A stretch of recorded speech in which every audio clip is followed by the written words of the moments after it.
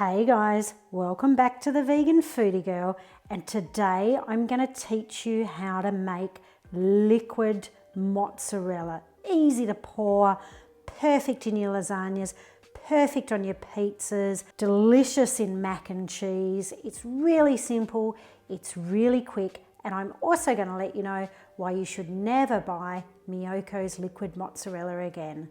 So let's get started. Hey guys, welcome back. Today we are going to be making liquid mozzarella. I love Miyoko'S liquid mozzarella, but she was recently turfed out of her company, and on principle I've decided not to buy any of those products again just to support her. I've spent a few months coming up with my own liquid mozzarella.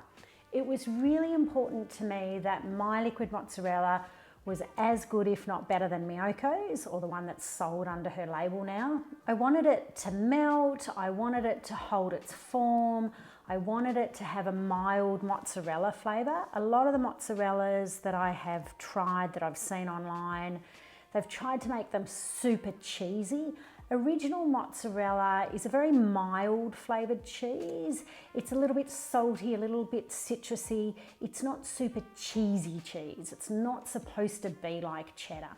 So you'll notice my recipe doesn't contain onion or miso or garlic or things like that, because original mozzarella is a very mild cheese.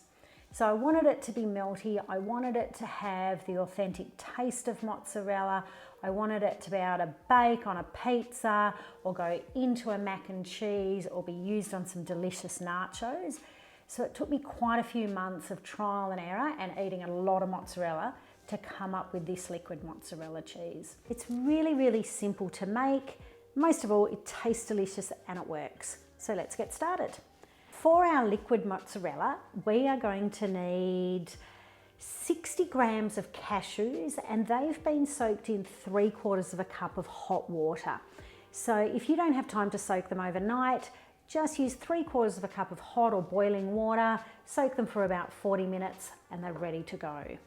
We will need 1/2 cup of plain unflavoured yogurt. I'm using my yogurt here. I will pop a link above for it. It's nice and thick. It has no coconut flavour at all, because you don't want coconut tasting mozzarella. We will need 1 1/4 teaspoons of lemon juice. It's not going to give it lemon flavour, but it's going to give sort of memories of citrus, which is what we want in a mozzarella. We will use 1 teaspoon of salt. If you like things particularly salty, increase that to 1 1/4 teaspoons of salt. We will need 1 1/2 teaspoons of nutritional yeast, just to give it a hint of a cheese flavour. We're going to need 1 teaspoon of agar powder, which you can find at most health food shops. 1/2 teaspoon of xanthan gum. Xanthan gum can be found at most supermarkets these days, and it's going to bind all our ingredients with the oil that we're going to add to the recipe. Speaking of oil, we will need 65 grams of melted refined coconut oil. So it needs to be refined because that's flavour free. You don't want to end up with mozzarella that tastes like coconut, because then it doesn't taste like mozzarella. The reason I like to use coconut oil is because it maintains its texture. It stays firm at room temperature. I guess you could try vegetable oil or canola oil, but you might get a slightly different set to it when you pop it into the oven. We will also need 3 tablespoons of tapioca starch. Combining tapioca, which will thicken our emulsion, with our xanthan gum is the best way to get the consistency for your liquid mozzarella. To make the mozzarella, it is as simple as putting your soaked cashews with the 3/4 of a cup of water that they soaked in into a blender. Add in your plain flavoured yogurt.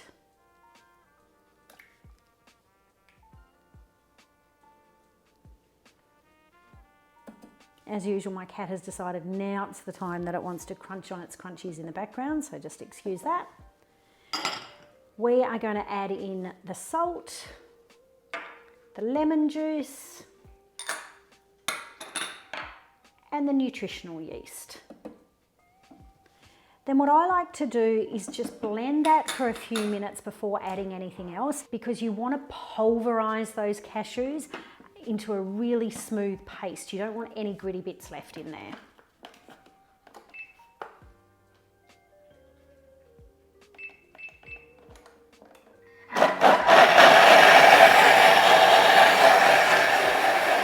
I'm just going to scrape down the sides just to make sure I've got no chunks of cashews left.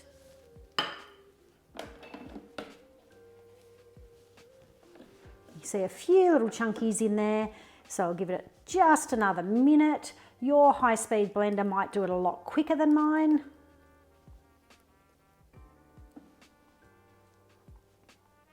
You do need to make sure that all of those cashews are completely ground to a nice smooth paste.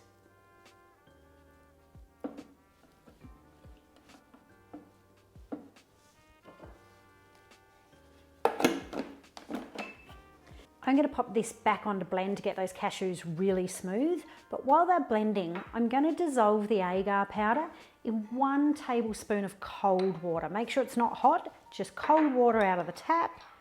I'm going to pop that in there. That'll just sit and dissolve while we finish making the mozzarella.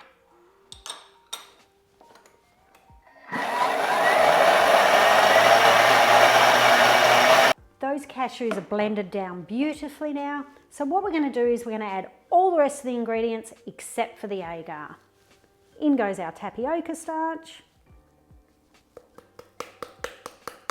In goes our xanthan gum. And in goes our melted refined coconut oil.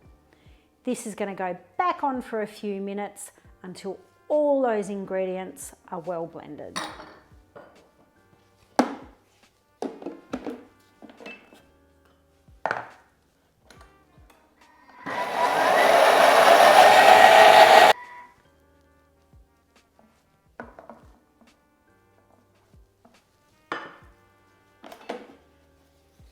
You'll notice that it's starting to thicken, but you can still see small amounts of oil not blended in. I'm going to give it a scrape down, then I'm going to give it another whiz for a couple of minutes.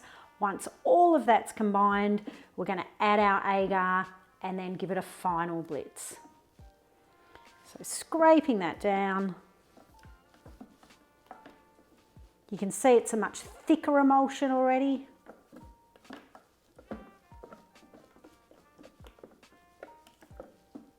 I forgot to mention at the beginning, if you don't have any cashews, you can use almond meal in replace of the cashews. I've done that before and it gives a really nice flavour to the mozzarella. You do still need to soak your almond meal for at least sort of 30 to 40 minutes in hot water to soften it down enough that it'll blitz. But yeah, if you don't have any cashews, just use almond meal. We've got some bubbles now. Our oil is emulsified through, that xanthan gum has done its job. And the last thing we're going to do is we're going to add in our little bit of agar powder. The reason we add just a little bit of agar is in the past when I've tried liquid mozzarellas, they start off a really nice liquid, but you put them under heat and they just go and everything disappears. I don't want cheese that runs off my pizza. I want cheese that stays on my pizza. This small amount of agar, when it reacts with heat, when you're making your pizza or your nachos or your mac and cheese or using it in your lasagna, is going to help it hold its form. So I'm going to pop in the agar and then we're just going to blend that gently until it's all through the liquid mozzarella.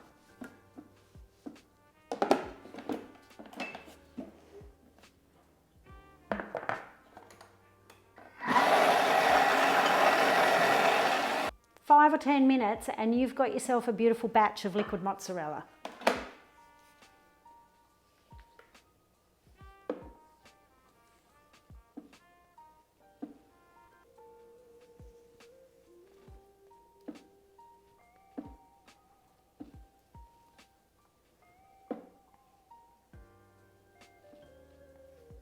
It is now good to go into your jar or bottle to be stored in the fridge.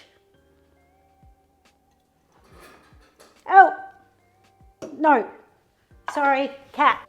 Sorry, the cat knocked the camera and everything. So I'm going to pop that. I normally pop it into a jar, but you can use a bottle to store it in. That beautiful pouring consistency. And I haven't spilled it everywhere yet.